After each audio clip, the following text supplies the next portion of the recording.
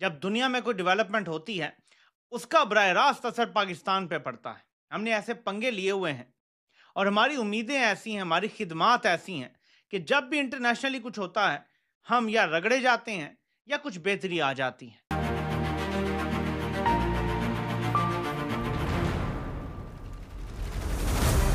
कि पीएम मोदी ने अपने ब्रदर, जी हाँ, ये कहते हैं कि कतर के अमीर इनके भाई जैसे हैं, he is like my brother, तो अपने भाई जैसे वर्ल्ड लीडर के लिए पीएम मोदी ने प्रोटोकॉल तोड़ दिया और ये जो दृश्य है ये उसके बाद सामने आया। बड़ी एक सिंबॉलिक किस्म की डेवलपमेंट हुई है कि नरेंद्र मोदी खुद एयरपोर्ट पे आए और अमूमन नरेंद्र मोदी बड़ा कम होता है कि किसी मुल्क के सरबराह को एयरपोर्ट पे मिलने आए। तो इससे लगता है कि मुस्लिम उम्मा का लीडर अब मोदी है। अब तो मुस्लिम उम्मा का लीडर मोदी बन गया। सर आप कहाँ, आप तो नहीं रहे ना। जो मुस्लिम उम्मा करते हैं या करते थे तो वो तो आपकी बात ही नहीं मान रहे। हम यही सोच रहे हैं जी, वो अरब ममालिक हैं, वो इस्लामी ममालिक हैं, वो हमारे दोस्त हैं, वो हमारे यार हैं, वो हमें ये देंगे, वो हमें वो देंगे। पाकिस्तान की कोई खास अहमियत नहीं है, अब हिंदुस्तान उनका दोस्त बन गया है। ये जो मुस्लिम बरादर कंट्री है ना, ये बहुत पुरानी बात हो गई। अब इस तरह की बातें नहीं चला करती। तो मेरा नहीं ख्याल कि कतर के लिए अब पाकिस्तान वो उसको उस एंगल से देखता है। कतर के लिए इंडिया की रेलेवेंस ज्यादा है क्योंकि उनको अपॉर्चुनिटी एंड बिजनेस ज्यादा नजर आ रहा है।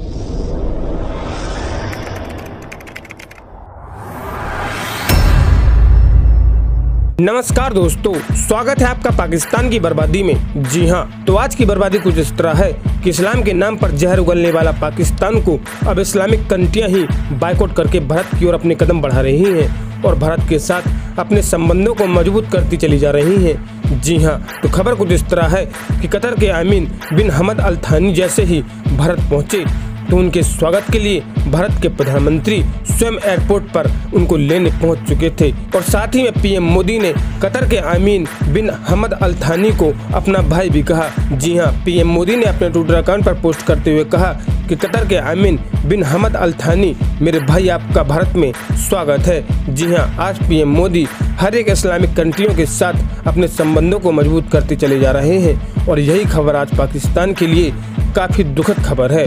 जी हाँ, खैर दोस्तों, आपसे छोड़िए, हम पहले पाकिस्तानी मीडिया का रिएक्शन देखते हैं। बड़ी एक सिंबॉलिक किस्म की डेवलपमेंट हुई है कि नरेंद्र मोदी खुद एयरपोर्ट पे आए और अमूमन नरेंद्र मोदी बड़ा कम होता है कि किसी मुल्क के सरबराह को एयरपोर्ट पे मिलने आए, खुद वेलकम करें। शायद उसकी बहुत सारी वजूहात हैं जिसके ऊपर हम बात कर सकते हैं।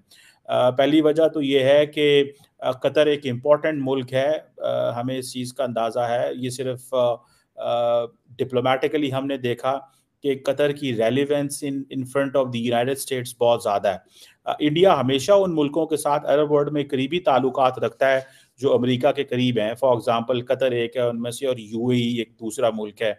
दोनों के बड़े अच्छे ताल्लुकात हैं, इसीलिए और सऊदी अरब के साथ भी हैं लेकिन वो एक और लहज पे हैं। बहरहाल, एक तो ये चीज़ है। दूसरी अहम चीज़ ये है कि कतर के अमीर ने नरेंद्र मोदी को बहुत ज़्यादा इज्जत दी जब पिछले साल 9 इंडियन नेवी के जो ऑफिशियल्स थे जिनको सजाए मौत दी कतर ने बिकॉज ऑफ एस्पिनोज एंड बहुत सारे वाकयात, तो उस पे उनको डेथ सेंटेंस हुई। डेथ सेंटेंस पे उनको माफ़ किया गया। तो वो जो माफ़ किया गया था बेसिकली वो कतर के अमीर ने वो किया, जिसको बहुत ज़्यादा इंडिया ने शुक्रिया अदा किया और नरेंद्र मोदी खुद गए उस सिलसिले में। नरेंद्र मोदी वहाँ पे गए, वो जाके अमीर कतर से मिले, शुक्रिया अदा किया और उनको दौरे की दावत दी। और दूसरा ये भी एक चीज़ है कि अब इंडिया ये समझता है कि कतर एक लीडिंग एनर्जी सोर्स है, particularly in liquefied natural gas, LNG जिसे बोलते हैं। और दूसरा, आपको पता है कतर का role as a mediator and as a key interlocutor भी सामने आया, जिसमें आपने देखा होगा कि रिसेंटली जो गजा और हमास एंड इजराइल के दरमियान जो डील हुई है उसमें कतर का एक बड़ा इम्पोर्टेंट रोल था और कतर ने इस सिलसिले में काफ़ी फैसिलिटेट किया। इवन के बाइडेन एडमिनिस्ट्रेशन के दौर में भी जो सऊदी अमेरिका के जो हैं फॉरेन मिनिस्टर जो फॉरेन सेक्रेटरी थे वो भी आते रहे कतर, और इसी तरह अभी भी जो लीडरशिप है वो कतर आ रही है और कतर का शुक्रिया अदा कर रही है। और दूसरा ये भी है कि ज़ाहिर बात है कतर भी समझता है कि इंडिया एक इम्पॉर्टेंट प्लेयर के तौर पे इमर्ज कर रहा है। और